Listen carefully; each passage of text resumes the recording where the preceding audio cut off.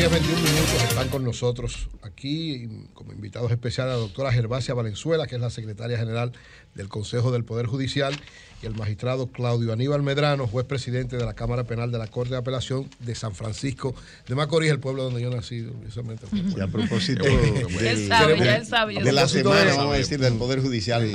Aquí estamos entre macorizados. Así es, así. A nivel que usted y yo estamos aquí franco macorizados. Y hablando a propósito de señor Medrano y yo, tú sabes que tú eres un caso yo especial. nací en Macorís y soy orgulloso. Y tu cédula sería 56, ayer ¿verdad?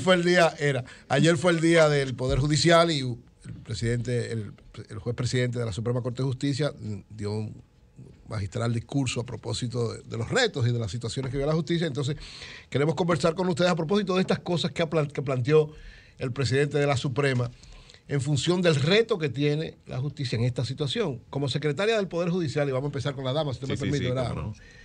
¿Cómo valora este discurso del juez presidente y qué cree usted que tiene la justicia que dar saltos en este momento? Bueno, ante todo agradecer al programa, poder... Al micrófono, doctora. Sí. Aquí. Sí. Ok, perfecto, gracias.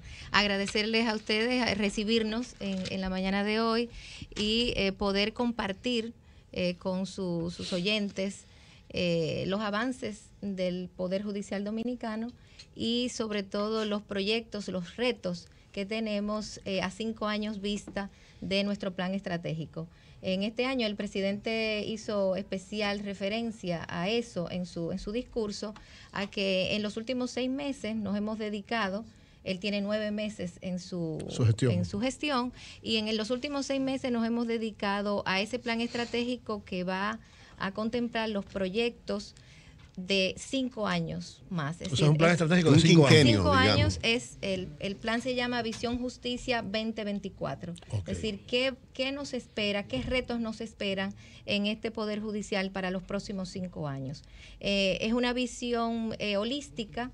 Ha sido un programa hecho no a lo interno del Poder Judicial, sino que hemos tocado todas las fuerzas vivas que están realmente interesadas en el Poder Judicial, usuarios, usuarias, grupos vulnerables, jueces, juezas, servidores judiciales, y que de eso ha resultado un plan estratégico con 3 ejes fundamentales que el presidente más o menos esbozó, aunque no se refirió justamente a cada eje en particular, y le voy a decir los 3 ejes fundamentales, que primero una justicia para todos y todas, una justicia abierta, inclusiva, que contemple sobre todo las necesidades de grupos vulnerables.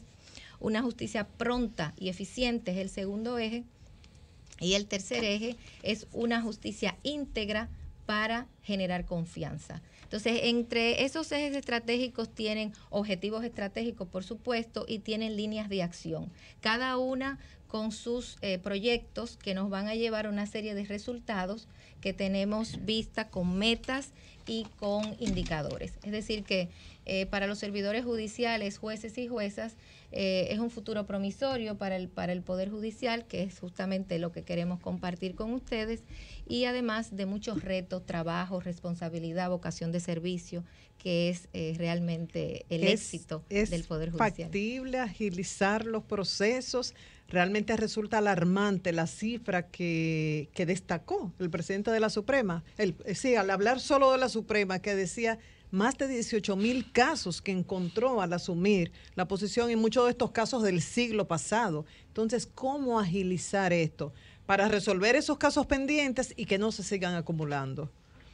Bueno, miren, hay tribunales en los que, no de la justicia ordinaria, pero yo tuve la experiencia de estudiar en Costa Rica, y a la Sala Constitucional en un solo año le ingresaron 17,000 amparos. ¡Wow! Y los resolvía. Le da respuesta. Y entonces lo que pienso es que el Poder Judicial Dominicano no puede ser ajeno a esas experiencias que permiten gestionar gran cantidad de situaciones de conflicto y darle respuesta.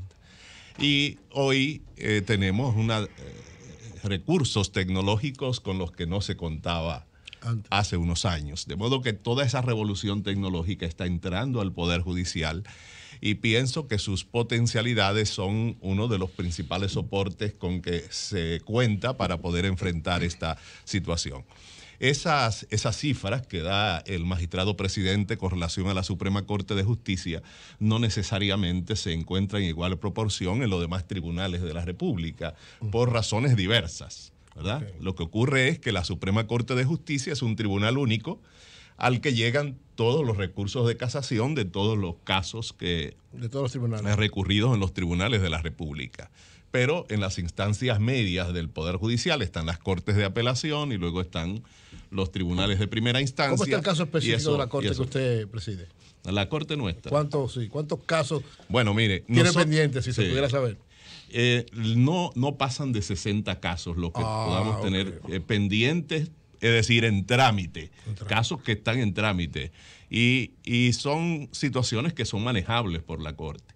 Hace unos años nosotros teníamos casos de 3 años y de 4 años anteriores. Ahora todos son y todo eso fue eliminado. Y recuerden que yo soy de una jurisdicción penal y en la República Dominicana, ya con el magistrado Jorge Suberoiza, hubo un plan de liquidación de los procesos viejos en los tribunales, y eso ha permitido entonces que la lucha contra la mora haya sido un elemento constante. Entonces, luego, ¿pero qué se necesita para reducir esa mora al mínimo? ¿Voluntad? ¿Decisión? ¿Vamos a acabar con esto? ¿Vamos a duplicar horarios? ¿Vamos a reforzar? ¿O hay que hacer una especie de reingeniería de las funciones y de la distribución del propio sistema de justicia? Bueno, una de las cosas que se advierte en el discurso del magistrado presidente es precisamente una reingeniería de los métodos de gestión de los conflictos para permitir que se pueda dar respuestas más oportunas. Y entre las cosas que se ha planteado y que algunos han quizás distorsionado o entendido mal, es la cuestión de entender que hay una preocupación porque como se mira que hay jueces especializados en diferentes áreas, entre las cuestiones que el presidente se plantea es, bueno, ¿cuáles son los recursos con los que nosotros contamos?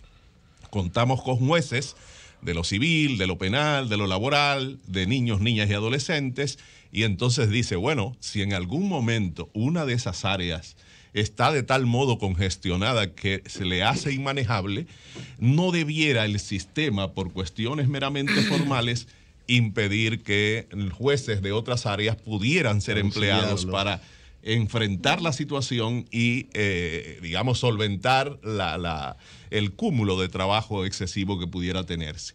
Y eso, algunos han entendido que se eliminarían las especialidades o que eso afectaría a las jerarquías, porque quizás de manera episódica, como un elemento retórico, el presidente ha dicho en un momento que hasta los jueces de corte pudieran, si fuera necesario, emplearlo para solucionar casos de primera instancia, porque entiende que en el manejo de los conflictos en primer grado es donde hay las mayores carencias. En ese caso no podría ya tratarlo en apelación, pero va descongestionando lo de primera instancia, ¿no? Sí, correcto. Pero decimos, es una manera de decir, hay que enfrentar el problema. Claro. Oli. Sí, magistrado, 2 elementos. La elección de los jueces de la Suprema trajo cierta suspicacia en la sociedad por algunos eventos. Está el caso de Miriam Germán, hubo casos de magistrados que la sociedad entendió que debían estar, como el caso de Modesto Martínez, que hizo una exposición extraordinaria, que dejan cierta amargura, sobre todo el caso de Miriam, que sin ningún elemento comprometedor fue dejada fuera, siendo una magistrada de carrera. La elección casi correspondió fundamentalmente a magistrados que no vienen de la carrera judicial. Ese es un elemento que se ha tomado en cuenta. La otra pregunta mía es, en materia civil, porque en materia penal el código establece plazos que son rígidos también para el Poder Judicial en el que tiene que fallar. Sí. En materia civil conozco casos de hace 15 años, de hace 20 años, y la gente incluso busca soluciones violentas a cualquier conflicto civil, porque entiende que en los tribunales no tiene el medio para dirimir diferencias a veces irrelevantes. En materia civil, ¿eso le preocupa al sistema? Aunque yo sé que usted no es de materia civil, como usted nos planteó. Bueno, pero claro, digamos que si hay cúmulo de trabajo en cualquier escenario, eso preocupa. Y que en la política que el presidente ha diseñado a grandes rasgos y que Visión 2024 crea los mecanismos estratégicos destinados a solucionar ese asunto, esas dificultades, ese cúmulo de trabajo, esa lentitud en la respuesta, envuelve a todas las jurisdicciones. Y las jurisdicciones civiles no son ajenas. Como usted ha dicho, en el ámbito penal, además de que la norma le ayuda, pero en materia civil la norma no necesariamente contribuye. Sé que hay un código civil en el Congreso que tiene años dando vuelta. No han sido aprobada la legislación. Es decir, no hubo una reforma en los códigos civiles, igual que ocurrió con el Código Procesal Penal. Y en el Código Procesal Penal, como usted decía, hay unos plazos de duración máxima del proceso que están conectados con el principio de la duración razonable del proceso judicial y que por lo tanto a veces tiene consecuencias procesales fatales para el proceso, como la extinción de la acción penal, como el caso de la prisión preventiva, a la que por cierto hizo ayer referencia el cardenal, en el sentido de que está sujeta a un tiempo máximo de duración, porque también está conectado con el principio de presunción de inocencia de las personas y por lo tanto, si una persona es presumida inocente, aunque sea, digamos, compatible o soportable el hecho de que se adopten medidas tan extremas como privarlo de libertad, sin embargo, eso no puede hacerse de modo ilimitado y se le establecen, digamos, una duración temporal razonable que los jueces controlan. La magistrada Gervasio, usted quería abundar en ese sentido. Aprovechando que usted hace mención a jueces de carrera, quisiera retomar un punto que el presidente trató ayer en su intervención, su rendición de cuentas, y es que de 778 jueces a nivel nacional, solamente 4 jueces no son de carrera. O sea, de 771 más 4. Ese es el universo de jueces del país. 700. Oye, pero... Y nosotros... Y esos 4 son de la Suprema. Aprovechamos... Pero esa cantidad, disculpe, 700 y tantos.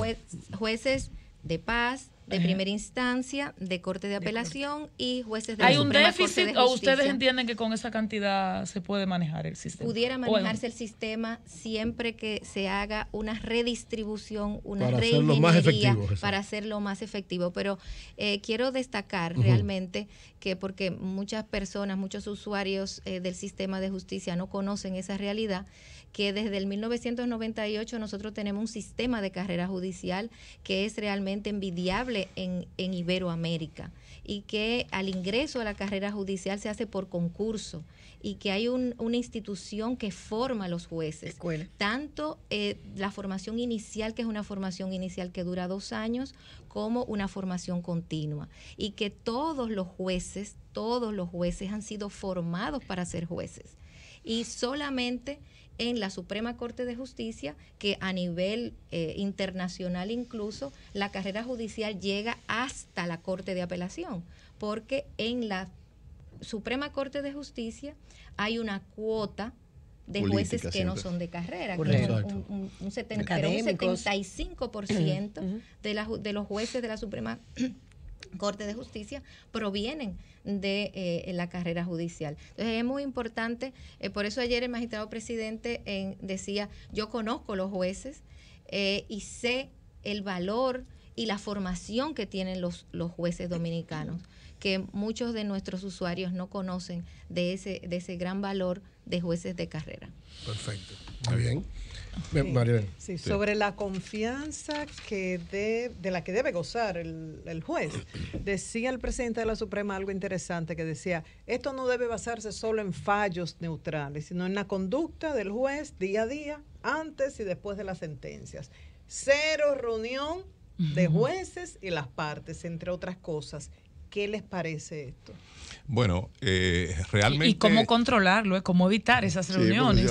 Claro. La parte necesita reunirse con el juez. Miren, en realidad es un tema que probablemente haya sido tomado de algunos escenarios concretos, porque en términos reales, en la práctica, los jueces es muy escasa la situación de práctica de reunirse con abogados para tratar cosas que no sea, digamos, por ejemplo, de manera conjunta, es decir, que las partes vengan de común acuerdo. Las dos partes, exacto. Sí, en nuestro caso recuerdo un abogado famoso, no voy a mencionar su nombre, que fue y me encuentro que estaba con los demás jueces y me esperan la idea de que quería reunirse con nosotros. Y yo, no tenemos ningún inconveniente, lo único que tendríamos que llamar a la otra parte y en presencia de ellos, pues le oiríamos a ver cuáles son las inquietudes que usted tiene.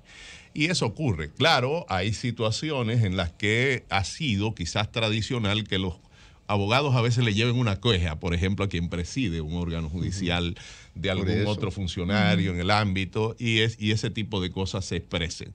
Lo que no debería traducirse eso jamás es que el juez entonces le baje una línea o se comunique con el otro, ¿no? Y creo que es eso de lo que trata de prevenir el presidente, el hecho de que la gente entienda cuáles son los roles de cada uno de los actores del sistema de justicia. Aquí la Fundación Institucionalidad y Justicia y otros organismos cercanos al sistema de justicia han hecho levantamientos acerca de cuáles son los factores que inciden en la confianza ciudadana y en la credibilidad en el sistema de justicia, y entre ellos uno de los que más se ha destacado es la cuestión de la confusión que el ciudadano común tiene acerca de cuál es el rol de cada uno de los actores del sistema. ¿Cuál es el rol del juez? ¿Qué esperan del juez? En el caso donde violaron a una niña, en el caso donde mataron a una persona, ¿qué es lo que se espera que hagan los jueces? ¿Cuál es su papel? ¿Y cuál es el papel de la parte que acusa, que persigue y que investiga? Si eso se entiende, entender solo ese elemento pacifica mucho la relación del juez con la ciudadanía y puede permitir que haya mayor confianza si se entiende que el juez está allí para decidir acerca de lo que le ha sido probado, de lo que le ha sido de las evidencias que le han entregado, en base a las evidencias que se planteen. Y cierto que entre las debilidades del sistema de justicia dominicano está el hecho de que muchas veces, si no hay alguien que vio cuando el hecho ocurrió, el caso llega muy débil, porque la investigación por métodos científicos, técnicos, es muy débil entre nosotros. Ahora, y son cosas en las que hay que invertir necesariamente. Eliminada la íntima convicción, en la mayoría de los casos, y lo dije en mi comentario más temprano, cuando se produce un fallo que no es el que la colectividad espera, siempre se dice, bueno, es que el Ministerio Público no aportó tal prueba, es que el Ministerio Público no investigó, y yo como juez no tenía otra opción, independientemente de que el escarceo público ya haya decretado la inocencia o la culpabilidad de una persona. Entonces, ¿qué se puede hacer sin que el juez tenga que salirse de su rol para recibir expedientes más fortalecidos, para recibir las pruebas y todo lo demás? Porque cuando se falla el juez, aunque sea amparado en un expediente irregular. Correcto. Sin fundamento. He gastado mucho una expresión que le oí hace unos años a Roberto Bergali en la Universidad de Barcelona, donde él decía, la policía es la eficacia y el juez es la garantía. Porque el policía te apresa a la persona, no importa el medio y la forma, pero cuando llega ante el juez entonces decide si ha sido correcto, regular, válido o no el procedimiento. Y lo que hay que entender que todo esfuerzo de agilización de los procesos judiciales, de decisiones prontas, nunca pueden evadir el mínimo vital, vamos a decirlo, de garantías que tiene que ofrecer el sistema de justicia. Y lo que también voy a traer otra cuestión que en Puerto Rico le oímos a alguien que nos dio una conferencia que se titulaba ¿Por qué se me caían los casos? Lo hacía un oficial de policía. Es decir, ¿por qué se me caían los casos? Y entonces él trata de explicar todas las debilidades que él tenía en el proceso de investigación que debía concluir ante el juez con una decisión judicial. Entonces eso vuelve y nos lleva al tema de saber cuáles son los roles que tiene cada uno de los actores. Y que si yo, investigador, no hice una investigación saludable, sana, saludable en el sentido de que respete las garantías, las formas, ¿verdad? Formas que no deben ser formas por la forma, sino formas que están establecidas para garantizar derechos, para garantizar la dignidad de las personas, ¿verdad? Y entonces, si no se las respeta, eso arriesga la suerte de ese proceso. Recordar, y la magistrado, tarea que la de los policía jueces es auxiliar del Ministerio Público en la correcto. República Dominicana. Lo que hay que ver es esto. En el peor de los casos, en el más grave de los casos, en el crimen más cruento que ocurra, existen garantías igual que en el caso más leve. Y entonces los tribunales están allí para decir el derecho y decidir en consecuencia. Solo decir al final el tema. Creo que la manera en que los jueces nos manejamos en la comunidad, nuestra relación con la academia, nuestra relación con los abogados, nuestra relación con los sectores organizados, los grupos comunitarios, los partidos políticos, la manera en que nos relacionamos con esos sectores incide mucho también en el nivel de credibilidad y de aceptación de los jueces como personas que se los entienda con la autoridad moral para decidir y que la gente respete lo decidido. Por eso decía el presidente que no solo es un tema de decidir conforme a derecho, sino también que hay, digamos, un cierto background o aura alrededor de quien ha decidido que hace que la gente respete. Traigo una experiencia de quien más puedo contarla por haber sido juez, que es el hecho de mí mismo, que había personas que me han dicho, bueno, solo usted se atrevía, magistrado, a decidir eso, y eso me hacía sentir bien. Es decir, solo usted se atreve a decidir una cosa así, pero no lo decía para denostar lo que he decidido, sino para entender que como si dijera, si usted lo hizo, está bien. Correcto. ¿Verdad? Pero lo importante no es que esté bien porque yo lo hice, sino que esté bien porque esté bien. Que esté bien. Melton, Pineda.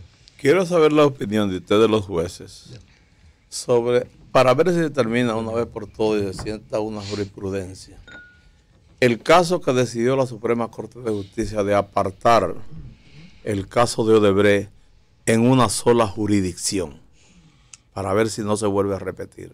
Porque el juez Ortega mantenía el caso en una jurisdicción única. Bien. La opinión de ustedes. Miren, se entiende que los jueces no debemos hablar de asuntos litigiosos o que puedan adquirir ese carácter. Porque aunque yo no soy juez de ninguno de esos tribunales, por la inhibición de alguien o cualquier cosa, podría suceder que yo fuera llamado a decidir, aunque se parezca que no. Y no es apropiado que yo haga ningún juicio sobre eso. Sin embargo, sí puedo decir que la Suprema decidió, creo que el 17 de diciembre, y se reservó para el 28 de este mes la decisión íntegra. Y ahí estarían los argumentos y los fundamentos de qué decidió la Suprema Corte de Justicia y por qué lo decidió. Pero sí plantea un precedente, magistrado. Si hay un precedente en el hecho primero, voy a hacerlo de manera despectiva, no valorativa, en el sentido de que la Suprema, entendiendo una línea jurisprudencial desarrollada por la Corte Interamericana de Derechos Humanos, decidió reconocer que la única instancia entendida como el hecho de que debiera ser el Pleno de la Suprema Corte de Justicia quien decidiera, le afectaba el derecho a recurrir a esa persona. Exacto. Es decir, una de las garantías que tiene el sistema es que se pueda recurrir la decisión que yo adopte pueda ser recurrida o ante jueces superiores o al menos ante jueces diferentes. Exacto. Y entonces ahí hizo una interpretación de lo que sería la única instancia, pero instancia en el sentido de que es ante la Suprema, pero no evita que haya sido la Cámara de la Suprema la que haya tomado la decisión y que entonces se pudiera recurrir ante el Pleno. Correcto. Y eso ya es un precedente que rompe con una línea jurisprudencial del arrastre que se venía sosteniendo, que además implicaba el hecho de que aquellos que no tienen privilegio de jurisdicción, entonces estarían arrastrados a un caso en el que solo en ese caso ellos sería el único juez de su caso. Escúcheme, ¿dónde es que usted ejerce? ¿Dónde es que usted ejerce como juez? San Francisco de Macorís. Magistrado, presidente de la Cámara Penal de San Francisco. Un acuerdo en materia penal, un acuerdo entre el Ministerio Público y las partes. Le he llevado a un juez. Le he obligado al juez confirmar que ese acuerdo fue firmado por una de las partes, por la víctima. No, víctima y victimario. Tiene que haber las condiciones adecuadas que la ley exige para que el Ministerio Público no le da fe pública solo el hecho de que él esté y estén los abogados de las partes. La fe pública sería el hecho de que una cosa, porque fue hecha por este funcionario a quien la ley le da la potestad de comprobar determinados actos, los comprobó, y eso es así, que lo comprobó esa persona. Da fe de que él constató que eso es así. Eso era así, exacto. Ahora, en este caso, el hecho sería si el Ministerio Público tiene una disposición absoluta o no del objeto del proceso, en el sentido de que una vez que haya ocurrido esta negociación y le pone fin al proceso, el juez estuviese obligado a aceptarlo o no. Perfecto. Y entonces diríamos ¿No que... está obligado el juez? No necesariamente. No necesariamente. Lea, Elena, finalmente. yo creo que vamos a tener que hablar Finalmente. con Fátima de la Rosa como directora de Relaciones Públicas para que traiga más a menudo Oye, representantes brillantes los dos. del Sí, Poder sí. Judicial, porque uno muchas veces comete el error de atacar generalizando, olvidando que hay profesionales diferentes, Claro. aunque hay algunos que han actuado muy mal, y a veces desconocen Y a veces no tenemos las herramientas. la participación de No se ustedes, nos da la uno información. entiende que los jueces hablan por sentencias, pero esta participación en los medios del Ilustran personal mucho, como enseñan ustedes mucho, claro. ayuda mucho. Y muy Entonces, usted brillante, decía, pedagógica. Sí. y creo que fue también un gran aporte de la intervención ayer del doctor Molina, que a veces uno no entiende el sistema. Ver esas debilidades que él planteó, que tienen el reto de resolverlos, le permite a uno ser más comprensivo. Pero ahora yo les pregunto a ustedes si nos comprenden a ustedes como usuarios. Uno ataca mucho a los jueces, pero ¿qué pasa? Uno escucha a la policía diciendo, es que nosotros los arrestamos a los delincuentes, pero los Y lo jueces sueltan los jueces. los sueltan. A las 2 Una horas. queja que viene por una parte importante del sistema, que es la policía. El Bueno, Ministerio Público este, igual, para terminar, el sí. Ministerio Público igual, lo definen el corrupto patológico. Y el juez en su momento dice, no se pudo comprobar que hubo malversación de fondos. La A uno instrumentación como del expediente, usuario, claro. a uno como usuario le queda la pregunta, y ¿Quién yo lo tiene digo razón? responsablemente, ¿Héctor Rodríguez Pimentel es inocente o el Ministerio Público no pudo armar un expediente que pudiera comprobar esa corrupción? ¿O no quiso? O no quiso también. sí. Eso. O el juez Y interpretó ya que no adrede. La última duda, Bueno, ese que es lo un voy a plantear. razonamiento excelente al final. Sobre Y todo ya por la los última, epítetos. que le voy a Perdón, poner 3 ejemplos Finalmente. Ya. que esta inquietud se la ha planteado a Fátima en el caso de la lamentable muerte de Anibel, por el acuerdo que puso en libertad a su agresor, a su asesino. El Ministerio Público tarde, pero cumplió.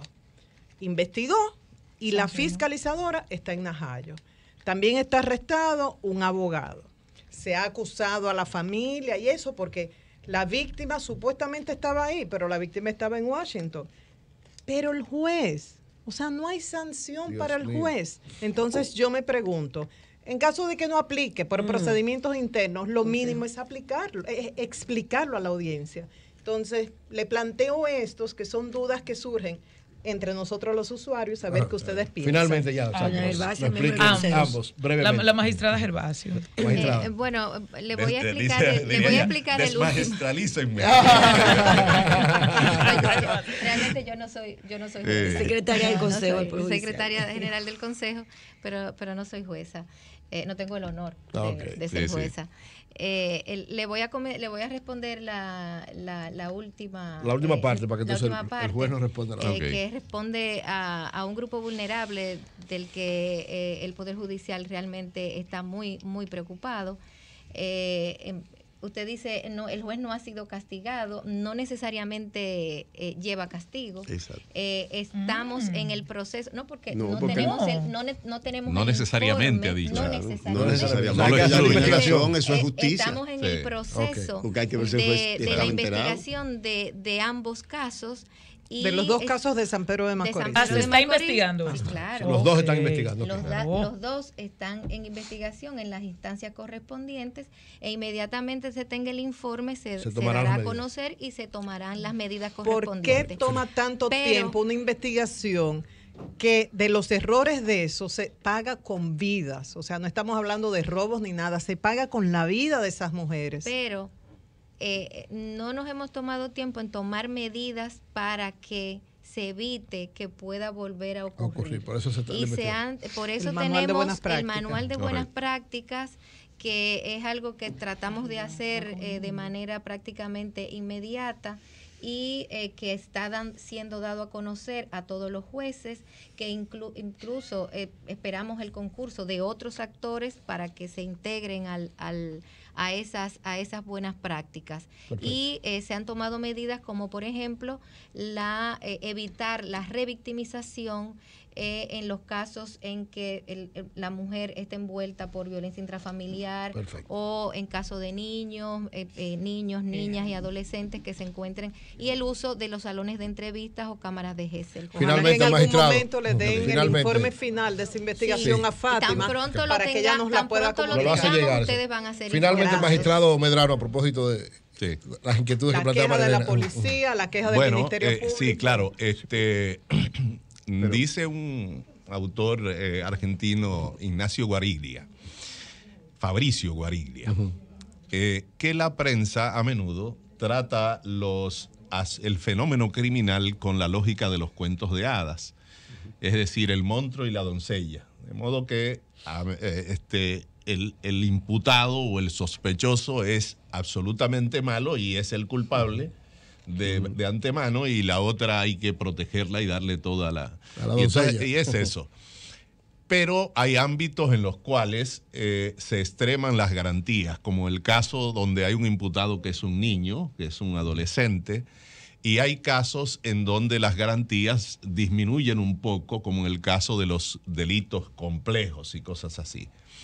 Pero en relación con cómo nosotros los jueces vemos o estamos llamados a ver la crítica que se vierte de los medios de comunicación, también la jurisprudencia de la Corte Europea y que ha seguido la Corte Interamericana y el Tribunal Constitucional Español, y digamos nosotros en la manera de ver las cosas, nos enseñan que uno no solo debe recibir críticas que son favorables, sino que algunas, dice el tribunal, que son urticantes y molestosas. Y hay cosas que pudieran en algún momento no agradar, pero que son buenas porque nos obligan a estar en guardia, no nos impiden que nos durmamos en los laureles, que creamos que tenemos siempre la razón. Y lo importante de la eliminación o de la superación de la íntima convicción de los jueces y su sustitución por la sana crítica racional, que es la que lleva a que el juez tenga que justificar por qué decide y cómo decide. Entonces eso es lo que permite que la crítica se centre no en necesariamente condenar moral y satanizar al juez que decidió, sino que lo que uno espera, y eso sí es deseable, es que se centre en por qué decidió como decidió. Los argumentos. Gracias. El fardo de la prueba. Brillante el doctor. Una cosa que ha dicho el presidente de la Suprema. Muy brillante. Es el hecho de que hay que variar la manera en que redactamos nuestras sentencias por la extensión para encontrar modos más ágiles de dar respuesta a los casos que permitan el fardo de la prueba y aumentar la calidad de lo decidido. Bien, gracias a la doctora Gervasia Valenzuela, secretaria general del Consejo del Poder Judicial, y al magistrado Claudio Aníbal Medrano, juez presidente de la Cámara Penal de la Corte de Apelación de San Francisco de Macorís. Brillante los dos, están comprometidos a volver pronto. Cambio y fuera, Marcos.